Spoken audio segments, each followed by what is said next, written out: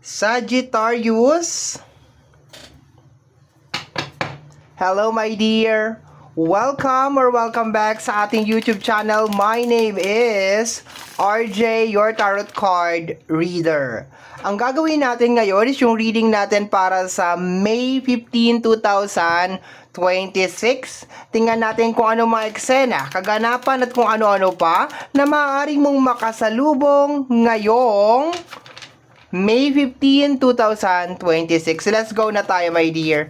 What is this? Wala na. Natakpan ko na. Okay, tingnan natin. Meron kasing umangat na isa. Kukunin ko sana. Bumalik naman siya. Okay, let's go na tayo. Sagittarius, tingnan natin kung anong meron. The Two of Wands. Two of Wands. Pala desisyon. Pala desisyon sa lyrics. All of one, ano yun? All of once. Tama ba? Okay, anyway, focus na tayo sa reading. Two of Wands, Queen of Cups. Two of Wands, Queen of Cups, and the Seven of Cups. Wow! Okay! Dagdagan natin ng oracle card. Ganda to, my dear. Maganda ito. I love the energy. Okay, kuha tayo ng oracle card for you. Sagittarius, May 15, 2026.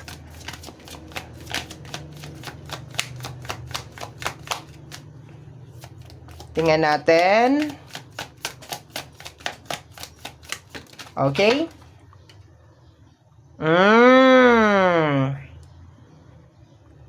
The first sip.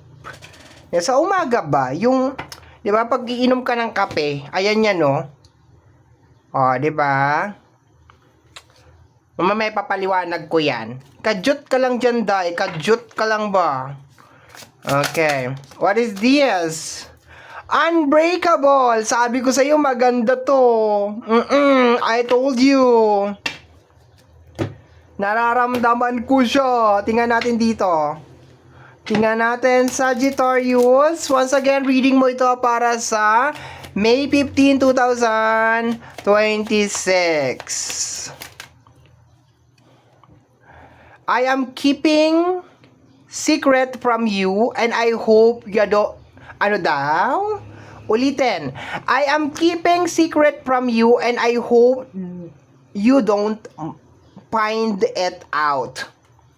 Okay. Okay, so Sagittarius, ang ganda ng iyong reading. Sa Two of Wands, sa tarot muna tayo. Okay, pagsama-samahin na natin. Ang Nine of Cups is energy of wish fulfillment. Actually, yung basa ng card is hindi pa ganun. Mas madideliver ko siya ng maayos kung mag-uumpisa ako sa Nine of Cups, Queen of Cups, at saka Two of Wands. Compare naman sa energy ng Two of Wands, Queen of Cups, and Nine of Cups. Okay, basahin natin pa ganito. Okay, so ang nakukuha ko, my dear, is something na matagal mo nang hinihintay, something na matagal mo nang wini-wish, something na hindi mo sinukuan, my dear. Meron ka ditong energy ng unbreakable, okay? Ibig sabihin, no one can break you, my dear, dito sa bagay na ito. Baka pinaglaban mo nga ito eh. Baka pinaglaban mo nga itong bagay na ito, my dear. Talagang naniwala ka na darating yung time na mangyayari itong bagay na to. Something na matagal mo nang wini-wish. So, expected mo yan, my dear, sa pagsampa ng May 15, merong kang surprise. Okay, you will get this surprise. Kaso, merong Two of Wands, okay? Ang Two of Wands is connected sa energy ng making decision. Okay. Nakukuha ko naman, my dear, na wala ka naman na siguro dun sa point, my dear, na i-reject mo kung ano man tong bagay na to. Okay, wala ka na dun sa point na yon na parang nandun ka sa moment na napapangunahan ka ng takot, ng kaba, or something. Nararamdaman ko, my dear, na talagang gustong-gusto mo talaga to, my dear. Talagang kiniklaim mo talaga, akin talaga to, para sa akin talaga to, pero mayroong distraction. Sa energy ng Two of Wands, my dear, ito yung typical na parang may humihila sa'yo, my dear, para hindi ipagpatuloy to. And dahil yung energy na yun is dito, I am keeping secret from you and I hope that you don't find it out. Ibig sabihin may kontrabida. May kontrabida. Alam mo, my dear, na once na malaman ng tao na ito kung ano man tong bagay na ito, sisirain niya ito. Alam mo yun, my dear. Alam mo na merong kontrabida tungkol dito. Baka nga lately pinag-aawayan nyo to eh. Okay? Or baka nakakarinig ka ng mga negative feedback tungkol dito. Ito yung typical na sasabihin mo, ay alam mo, ganito, ganyan, ganun. Ay, wag na.